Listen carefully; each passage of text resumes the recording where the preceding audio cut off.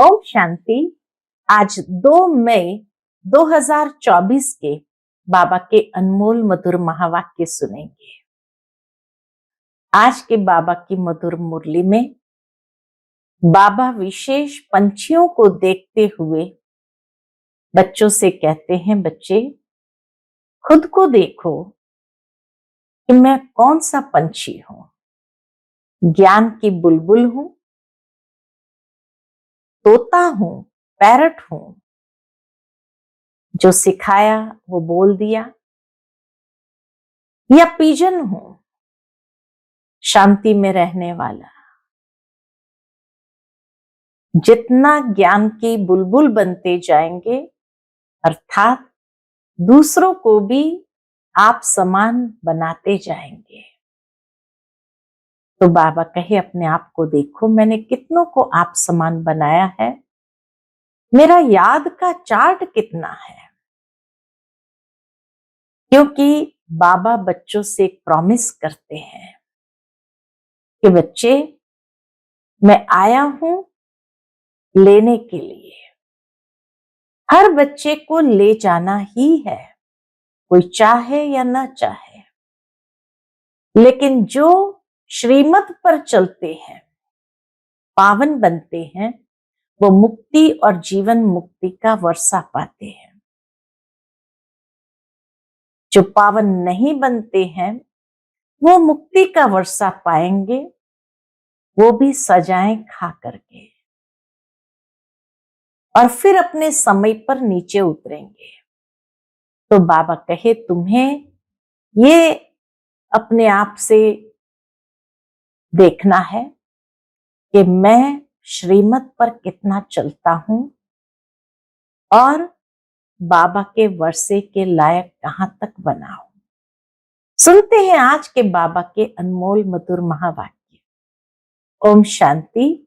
मीठे बच्चे, ज्ञान की बुलबुल बन आप समान बनाने की सेवा करो। जांच करो कि कितनों को आप समान बनाया है। याद का चार्ट क्या है।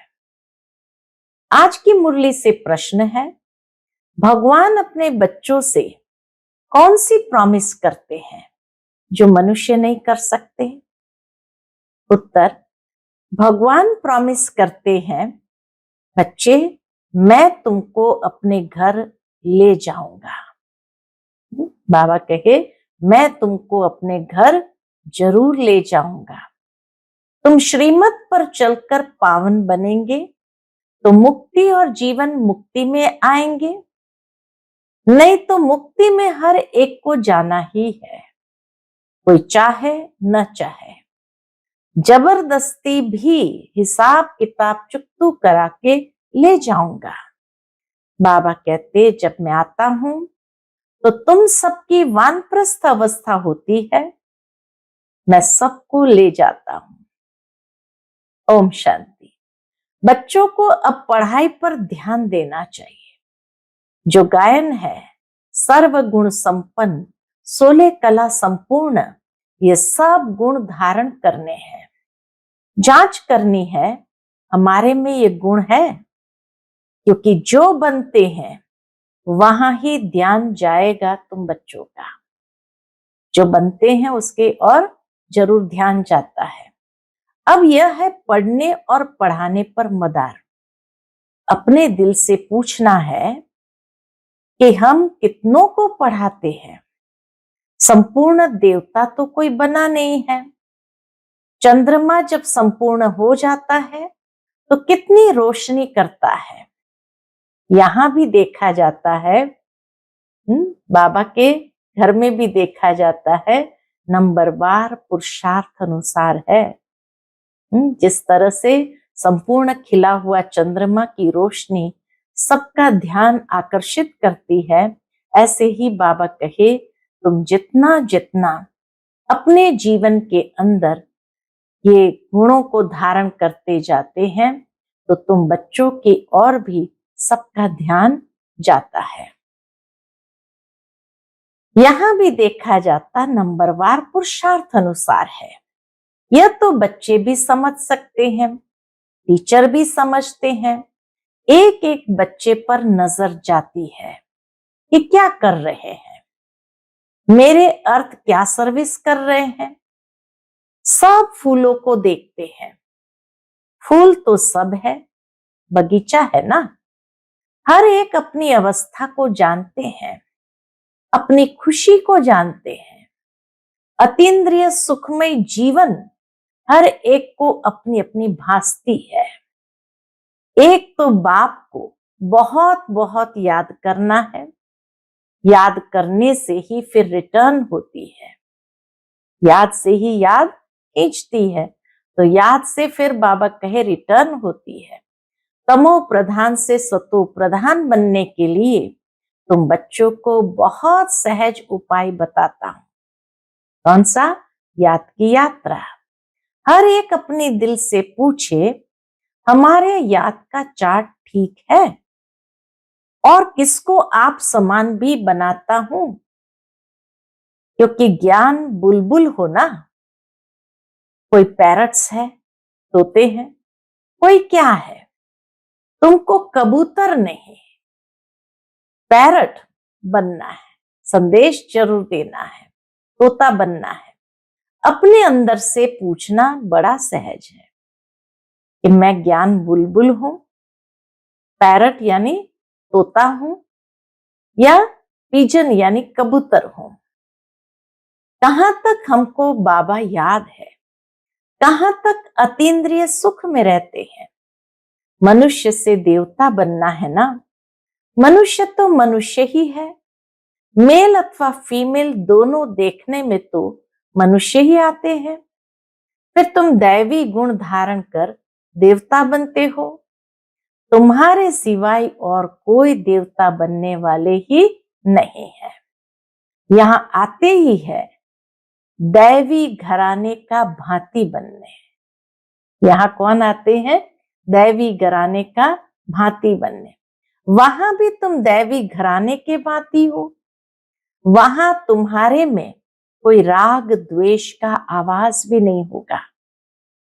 ऐसे दैवी परिवार का बनने के लिए खूब पुरुषार्थ करना है। पढ़ना भी कायदे अनुसार है, कभी मिस नहीं करना चाहिए। बल बीमार हो तो भी बुद्धि में शिव बाबा की याद हो। इसमें तो मुख चलाने की बात नहीं है। आत्मा जानती है हम शिव बाबा के बच्चे हैं। बाबा हमको ले चलने के लिए आए हैं। ये प्रैक्टिस बहुत अच्छी चाहिए। बल कहां भी हो, परंतु बाप की याद में रहो। बाप आए ही है शांति धाम सुख धाम में ले चलने। कितना सहज है, बहुत है जो जास्ती धारणा नहीं कर सकते। हम बाबा भी जानते हैं बहुत बच्चे ऐसे हैं जो जास्ती धारणा नहीं कर सकते हैं।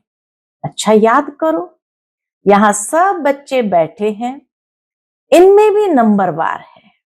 हाँ, बनना जरूर है। शिव बाबा को याद जरूर करते हैं, और संग तोड़ एक संग जोड़ने वाले तो सब होंगे, और कोई की याद नहीं रहती होगी। परंतु इसमें पिछाड़ी तक पुरुषार्थ करना पड़ता है, मेहनत करनी है। अंदर में सदैव एक शिव बाबा की ही याद रहे। कहां भी घूमने फिरने जाते हो तो भी अंदर में याद बाप की ही रहे। मुख चलाने की भी दरकार नहीं रहती। सहज पढ़ाई है, पढ़ाकर तुमको आप समान बनाते हैं। बाबा पढ़ाकर हमको आप समान बनाते हैं। ऐसी अवस्था में ही बच्चों को जाना है। जैसे सतो प्रधान अवस्था से आए हैं, उस अवस्था में फिर जाना है। ये कितना सहज है समझाने में। घर का काम काज करते चलते फिरते अपने को फूल बनाना है। जांच करनी है हमारे में कोई गड़बड़ तो नहीं है। हीरे का दृष्टांत भी बहुत अच्छा है। अपनी जांच करने लिए तुम खुद ही मैग्नीफाइंग ग्लास हो, तो अपनी जांच करनी है कि मेरे में देह अभिमान रिंचक भी तो नहीं है। भले समय सब पुरुषार्थी है। जैसे हीरा पारखी होते हैं ना, हीरे को देखते हैं कि इसमें कोई दाग तो नहीं है, फ्लॉ तो नहीं है। तो ऐसे ही बाबा कहे, तुम खुद ही मैग्नीफाई ग्लास हो, जिससे अपने आप को देखो, जांच करो, मेरे में देह अभिमान रिंचक भी तो नहीं है। भले इस समय सब पुरुषार्थी है, परंतु एम ऑब्जेक्ट तो सामने है ना। तुम्हें सबको पैगाम देना है। बाबा ने कहा था, अखबारों में भी भल खर्चा हो, ये पैगाम सबको मिल जाए। बोलो, एक बाप को याद करो तो विकर्म विनाश हो जाए और पवित्र बन जाएंगे। अभी कोई पवित्र नहीं है।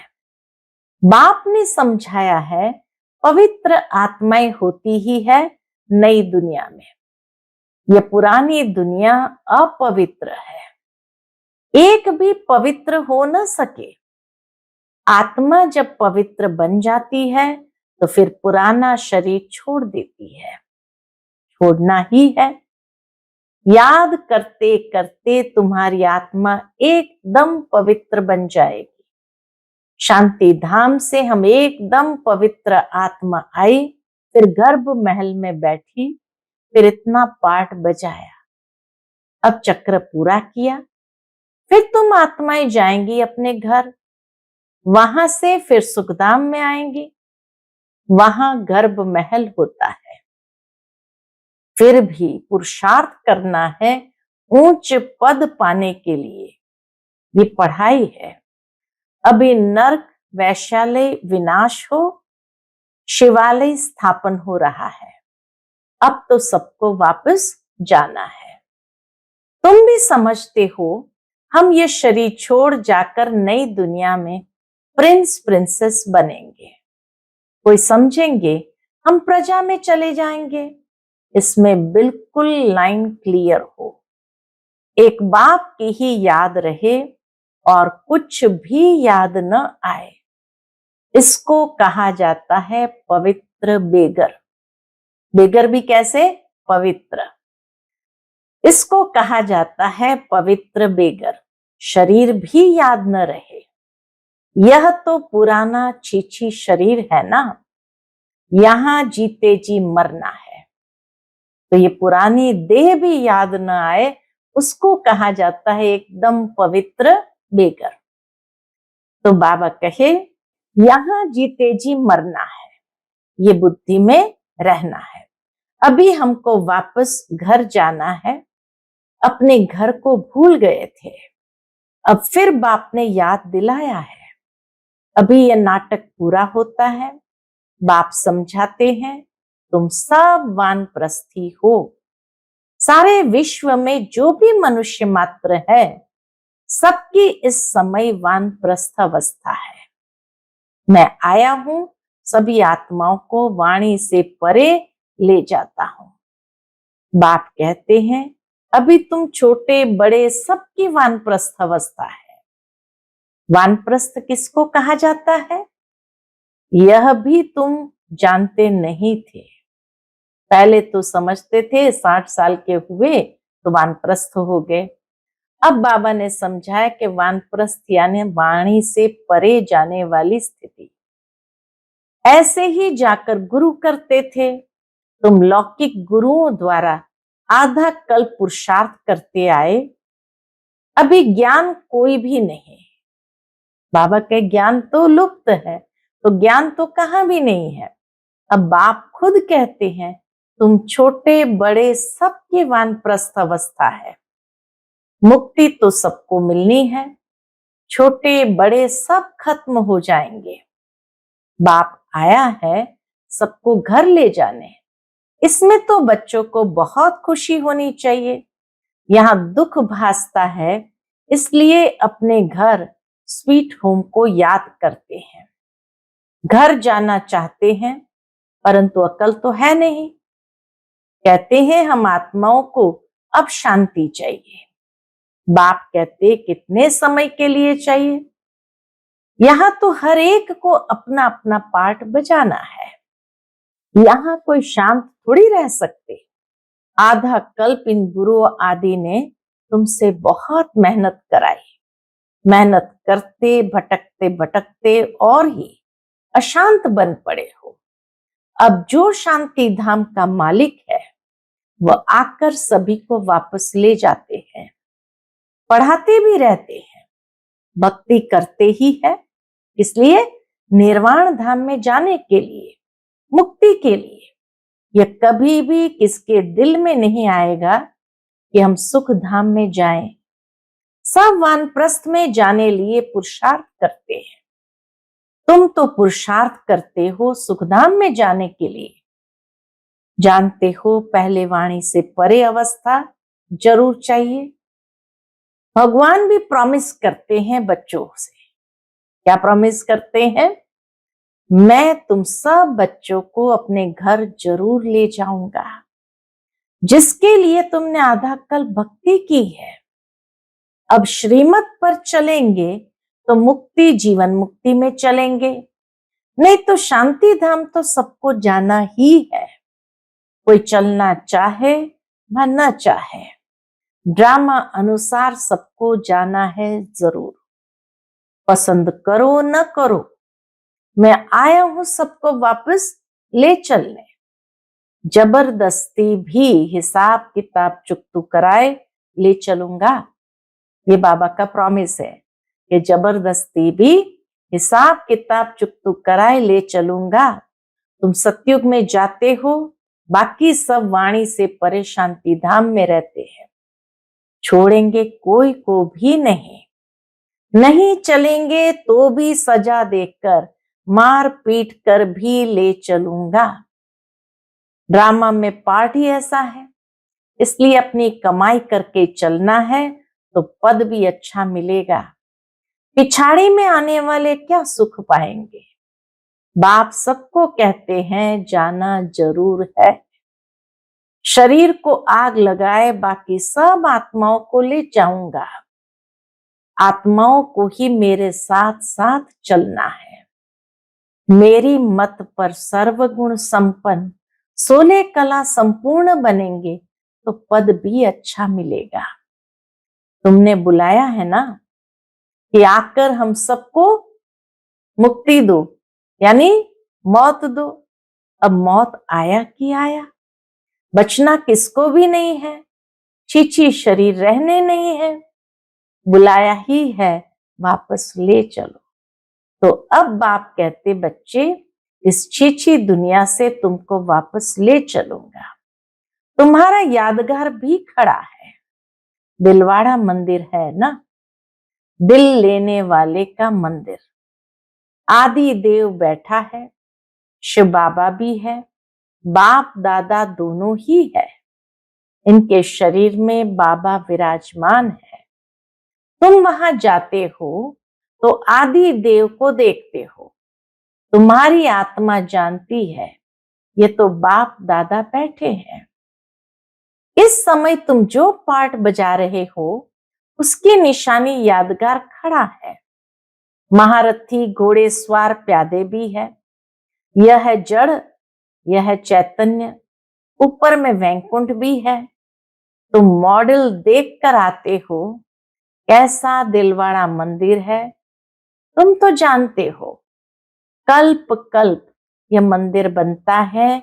ऐसे ही जो तुम जाकर देखेंगे कोई कोई मूंझ पड़ते हैं। ये सब पहाड़ियां आदि टूट फूट गई, फिर बनेगी कैसी?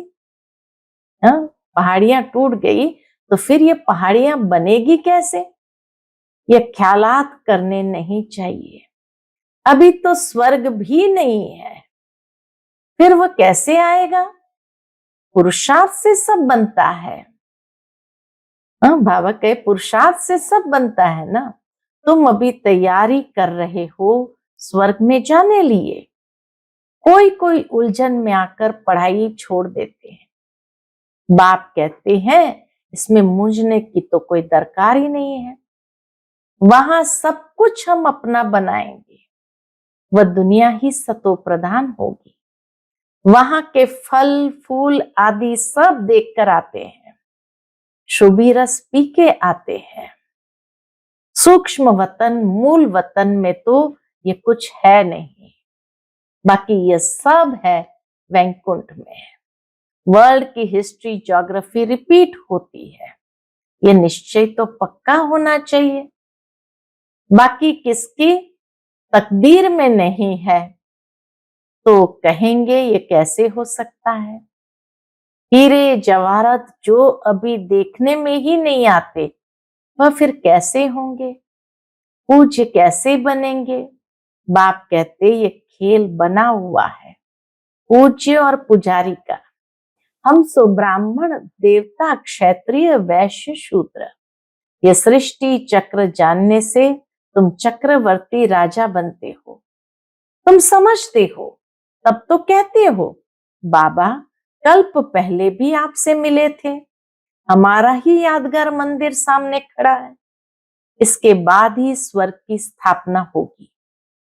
यह जो तुम्हारे चित्र है इनमें कमाल है। बाबा कई ये चित्रों में भी कमाल है, कितनी रुचि से आकर देखते हैं। सारी दुनिया में कहां भी कोई ने नहीं देखा है, न कोई ऐसा चित्र बनाकर ज्ञान दे सकते हैं, कॉपी कर न सके। ये चित्र तो खजाना है जिससे तुम पद्मा पदम भाग्यशाली बनते हो। तुम समझते हो हमारे कदम कदम में पदम है, पढ़ाई का कदम। जितना योग रखेंगे, जितना पढ़ेंगे, उतना पदम। एक तरफ माया भी फुल फोर्स में आएगी। तुम इस समय ही श्याम सुंदर बनते हो।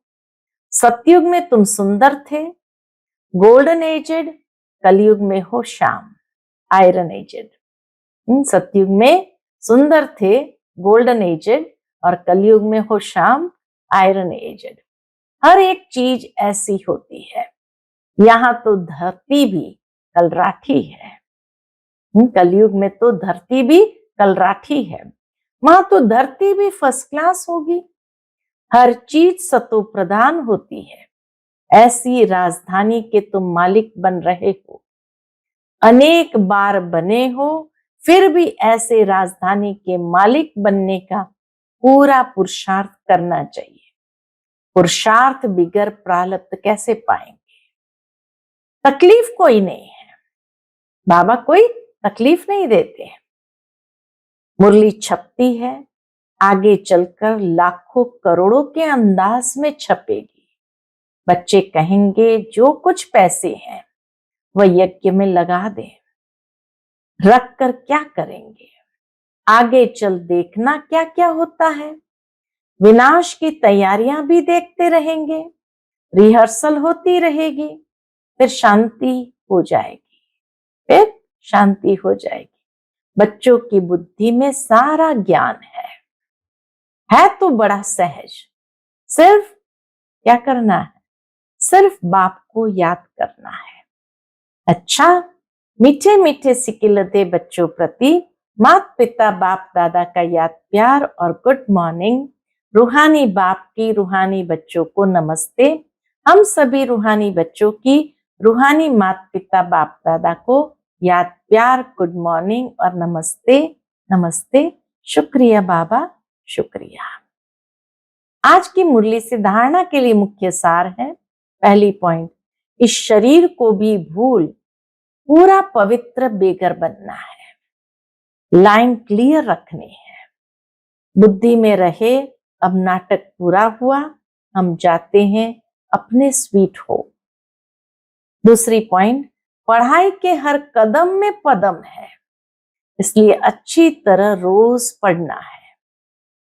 देवता घराने का भांति बनने का पुरुषार्थ करना है।